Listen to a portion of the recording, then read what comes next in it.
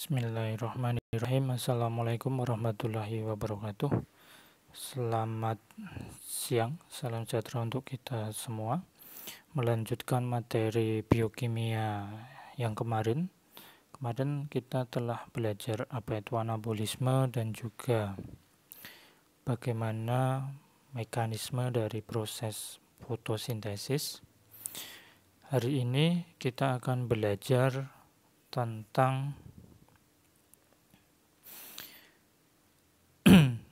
katabolisme,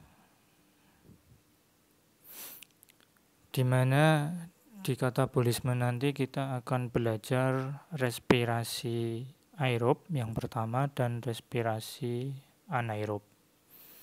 Inti dari respirasi itu adalah proses pemecahan glukosa menjadi ATP atau energi. Jadi hari ini kita akan belajar bagaimana glukosa atau karbohidrat itu diubah oleh tubuh kita menjadi energi yang bisa kita gunakan untuk aktivitas sehari-hari. Sebelumnya, kita akan belajar apa itu respirasi. Jadi respirasi adalah proses pembebasan energi kimia yang terkandung dalam molekul organik pada sel hidup menjadi energi yang berguna untuk aktivitas hidup. Jadi sudah saya sampaikan tadi bahwa intinya adalah nanti penggunaan glukosa diubah menjadi ATP atau energi. Ketika kita bicara respirasi aerob, ada 4 tahapan. Yang pertama nanti adalah glikolisis, yang kedua dekarboksilasi oksidatif, yang ketiga adalah siklus Krebs, dan yang terakhir adalah sistem transport elektron. Kita akan melihat satu persatu. Yang pertama adalah glikolisis. Jadi glikolisis itu berlangsung di dalam sitoplasma, di mana inti dari glikolisis itu adalah penggunaan glukosa, di mana jumlah atom karbonnya adalah 6, diubah nanti menjadi pirufat, dan akhirnya nanti akan menggunakan 2 ATP. Kemudian nanti akan menghasilkan 2 ATP, 2 NADH, dan 2 molekul pirufat. Bagaimana prosesnya? Seperti ini. Ya. Jadi panah ini ya, ini adalah pengubahan dari senyawa satu menjadi senyawa yang lain dengan bantuan enzim. Jadi angka 1, 2, 3 yang di atas ini adalah nama-nama enzim yang digunakan untuk merubah, sebagai contoh, ini adalah glukosa, ya, diubah menjadi glukosa 6-fosfat. Oleh enzim apa? Oleh enzim yang namanya heksokinase.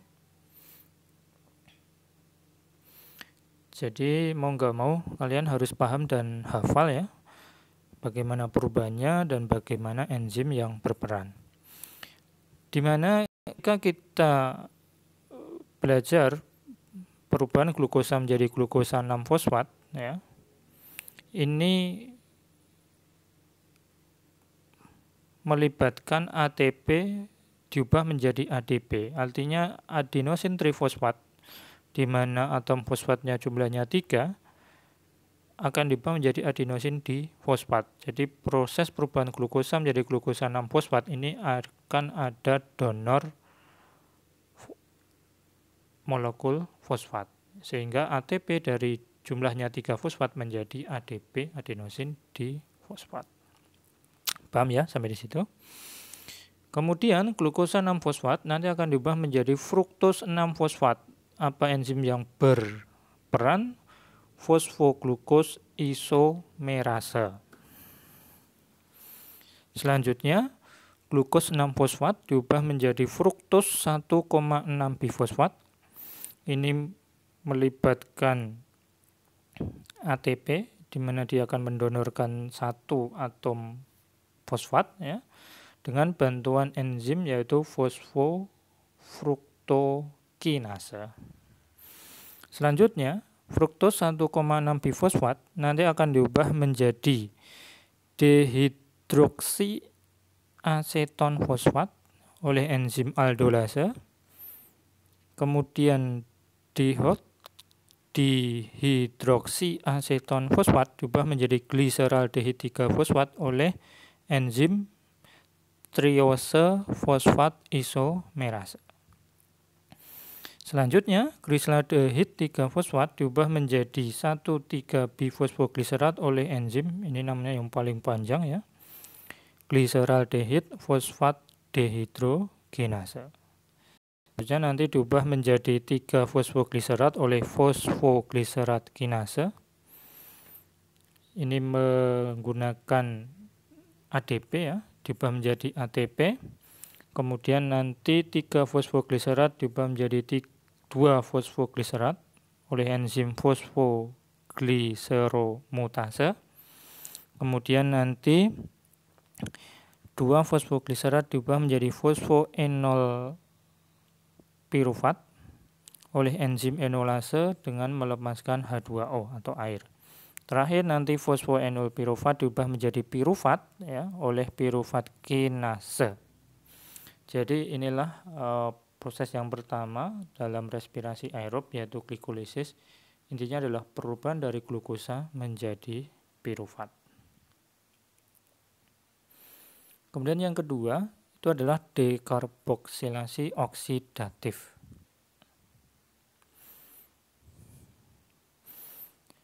Outputnya atau hasilnya nanti adalah molekul CO2 dan NADH dan juga asetil-CoA. Kalau tadi pirufat adalah C-nya 3 ya, sedangkan asetil-CoA itu jumlah atom karbonnya 2.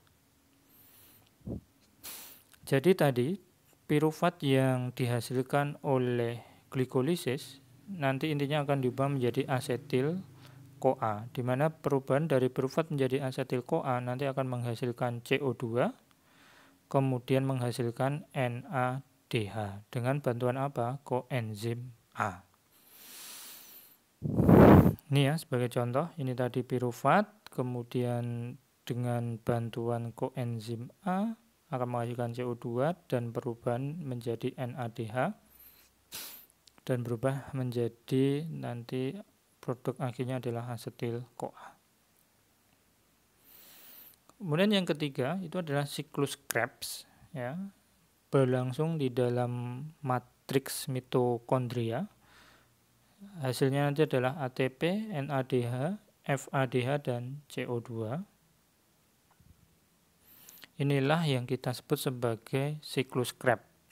Sekali lagi yang namanya siklus itu tidak ada ujung dan pangkalnya, jadi melingkar terus menerus. Bagaimana proses siklus Krebs ini berjalan ya, kalian bisa melihat ya, di situ sudah ada angka-angkanya, di mana mula-mula prosesnya itu dimulai dari nomor 1 ini ya, dari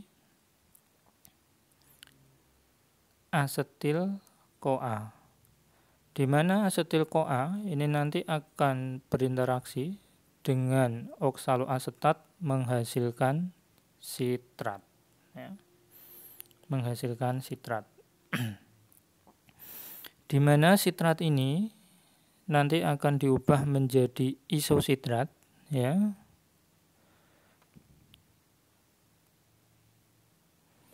Kemudian isositrat nanti akan diubah menjadi alfa ketoglutarat ya.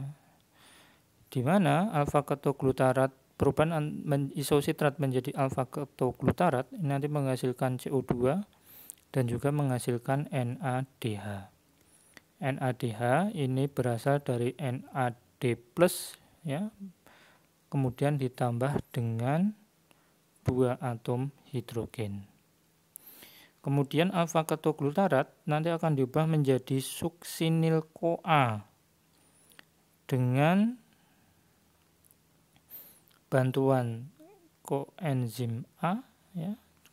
Kemudian nanti menghasilkan karbon dioksida dan NADH. Sekali lagi NADH adalah perubahan dari NAD+ mendapatkan 2 atom hidrogen. Jadi kalau panah keluar itu adalah menghasilkan ya, kemudian kalau panah ke dalam itu membutuhkan. Intinya seperti itu. Kemudian asetil-CoA ini nanti akan diubah menjadi suksinat ya. Jadi perubahan molekul satu menjadi molekul yang lain itu mau nggak mau harus kalian hafalkan ya. Suksinil-CoA menjadi suksinat nanti akan menghasilkan koenzim A ya, dan nanti akan menghasilkan ATP. Suksinat menjadi fumarat ya. Ini menghasilkan FADH, di mana FAD nanti akan mendapatkan 2 atom hidrogen. Kemudian fumarat menjadi malat ya, dari fumarat menjadi malat ini membutuhkan air, dan nanti terakhir adalah malat menjadi oksaloasetat, itu nanti akan menghasilkan NADH. Selanjutnya oksaloasetat nanti kontak dengan asetil-CoA ya, lanjut terus menerus hingga nanti sampai lagi menjadi oksaloasetat.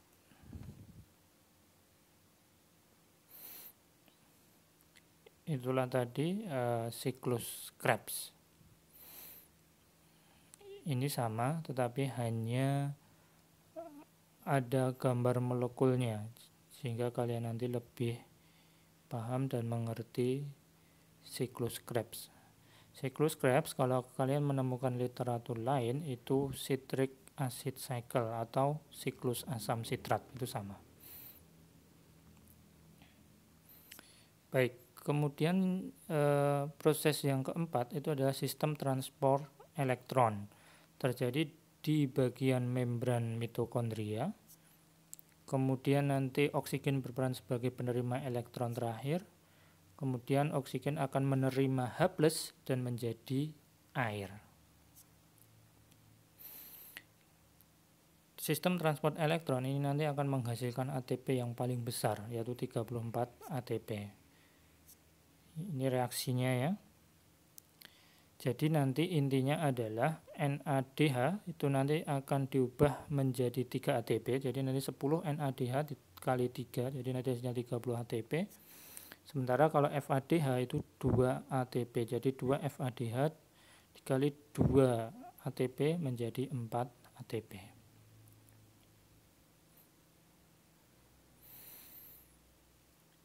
Ini proses ya, kenapa NADH dikonversi menjadi 3 ATP sedangkan FADH menjadi 2 ATP. Intinya adalah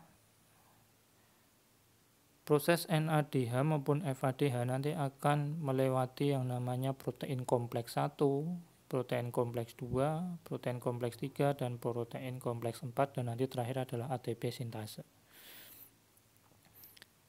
Dimana kalau NADH ya, nanti dia ini ada garis kuning ya, dia nanti akan melewati protein kompleks 1 menuju protein kompleks 3 oleh mobile elektron karir ya. Jadi ada pembawanya ya, ada pembawanya dari protein kompleks 1 ya menuju protein kompleks 3, di mana proses perjalanan NADH dari protein kompleks 1 menuju protein kompleks 3 nanti akan menghasilkan ion hidrogen ya.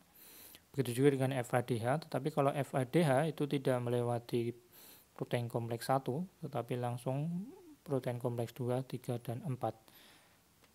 Sama dengan NADH, perjalanannya nanti akan menghasilkan ion hidrogen, di mana ion hidrogen nanti akan digunakan untuk mengubah oksigen menjadi air ya, dan juga nanti hidrogennya kalian bisa melihat ini ya, akan digunakan oleh ATP sintase untuk merubah ADP menjadi ATP. Ini kalian nanti bisa kalian baca. Ini ringkasannya ya. Jadi tadi pertama adalah glikolisis, perubahan glukosa menjadi pirufat. Kemudian dekarboksilasi oksidatif, kemudian masuk ke siklus Krebs, ya, kemudian nanti sistem transport elektron menghasilkan ATP dan ATP.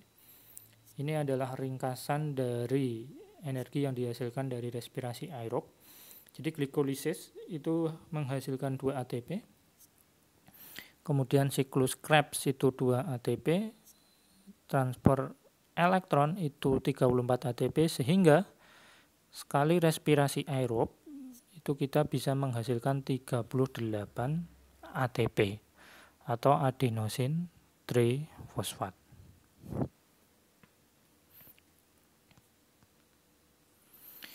Baik, selanjutnya pernah saya sampaikan salah satu contoh karbohidrat itu adalah glikogen, ya, di mana glikogen itu merupakan cadangan energi yang ada pada tubuh kita. Jadi di dalam tubuh kita ya, itu ada namanya glikogenolisis, ya, glikogenolisis. Di mana glikogenolisis ini intinya adalah perubahan glikogen menjadi glukosa. Jadi cadangan energi karbohidrat dalam bentuk glikogen itu nanti akan dibongkar oleh tubuh ketika kita tidak ada asupan glukosa. Jadi cadangan energi berupa glikogen nanti oleh tubuh akan dirubah menjadi glukosa. Bagaimana mekanismenya? Mekanismenya semacam ini. Jadi glikogen nanti akan dirubah menjadi glukos 1 fosfat oleh enzim glikogen fosforilase. Kemudian glukos 1 fosfat akan diubah menjadi glukos 6 fosfat oleh fosfoglukomutase. Dan terakhir nanti glukos 6 fosfat diubah menjadi glukos oleh glukos 6 fosfatase. Kalian bisa melihat ini ada panah 2. Ini artinya dia bisa berubah menjadi glukos 6 fosfat menjadi glukos 1 fosfat, ya, itu oleh fosfoglukomutase. Sementara kalau panah ke bawah ini hanya searah, jadi dia tidak bisa berbalik. Kalau ini glikogenolisis, artinya perubahan glikogen menjadi glukosa, ada lagi yaitu glikogenesis. Jadi ketika glukosa itu menumpuk di dalam tubuh kita, nanti oleh tubuh akan dijadikan glikogen sebagai cadangan energi. Bagaimana proses perubahannya? Seperti ini. Jadi glukos menjadi glukos 6 fosfat oleh oleh glukokinase. Kalau glukos 6 fosfat diubah menjadi glukos itu oleh heksokinase. Ya, jadi dia bisa berubah dari glukos menjadi glukos 6 fosfat itu oleh enzim glukokinase. Glukos 6 fosfat menjadi glukos oleh enzim heksokinase. Di mana proses perubahan glukos menjadi glukos 6 fosfat ini membutuhkan 1 atom fosfat, ya. Kalian bisa melihat ini glukos saja, ini glukos 6 fosfat berarti butuh 1 atom fosfat, sehingga donor dari 1 atom fosfat tadi mengubah dari ATP adenosin trifosfat menjadi ADP. Dan glukos 6 fosfat menjadi glukos 1 fosfat oleh fosfoglukomutase. Kemudian glukos 1 fosfat menjadi UDP glukos, ya, UDP itu uridin difosfat. Ini tampilan di handphone seperti ini ya, seharusnya tidak seperti ini. Jadi UTP nanti diubah menjadi UDP, ya. Uridin trifosfat menjadi uridin difosfat. Kemudian UDP glukos akan diubah menjadi alfa 14 glukosil unit oleh glikogen sintase, dan terakhir nanti alfa 14 glukosil unit akan diubah menjadi glikogen, ya. Oleh apa? Oleh branching enzim. Baik, materi terakhir untuk hari ini itu adalah respirasi anaerob. Di mana respirasi anaerob itu ada 2, fermentasi asam laktat dan fermentasi alkohol. Baik, kita lihat satu persatu. Jadi fermentasi asam laktat itu prosesnya adalah glukos sama nanti akan diubah menjadi piruvat atau menjadi glikolisis dan menghasilkan ATP dan NADH. Tetapi dalam fermentasi asam laktat ini ya, piruvat langsung diubah menjadi asam laktat. Proses reaksi kimianya adalah C6H12O6 diubah menjadi 2CH3H6O3. Ini adalah asam laktat ya, dan menghasilkan 2 ATP. Sementara itu, fermentasi alkohol sama, jadi glukos C-nya jumlahnya 6 diubah menjadi 2 piruvat, C-nya jumlahnya 3 dengan proses yang namanya glikolisis ya, menghasilkan ATP dan NADH. Tetapi piruvat nanti akan diubah menjadi asetaldehid, C-nya jumlahnya 2 ya. Nanti akan menghasilkan CO2. Ini ya, CO2, etanol, C-nya 2, etanol ini C2H5OH dan ATP ya. Dihasilkan ATP. Baik, saya kira itu untuk materi hari ini. Kita telah belajar respirasi aerob dan anaerob, mulai dari glikolisis, dekarboksilasi oksidatif, siklus Krebs, dan sistem transport elektron. Inti dari kuliah hari ini itu kita belajar bagaimana glukosa yang merupakan hasil dari reaksi fotosintesis yang pernah saya sampaikan di pertemuan sebelumnya oleh tubuh ya, nanti akan diubah menjadi energi yang bisa kita gunakan untuk aktivitas sehari-hari. Terima kasih atas kehadirannya.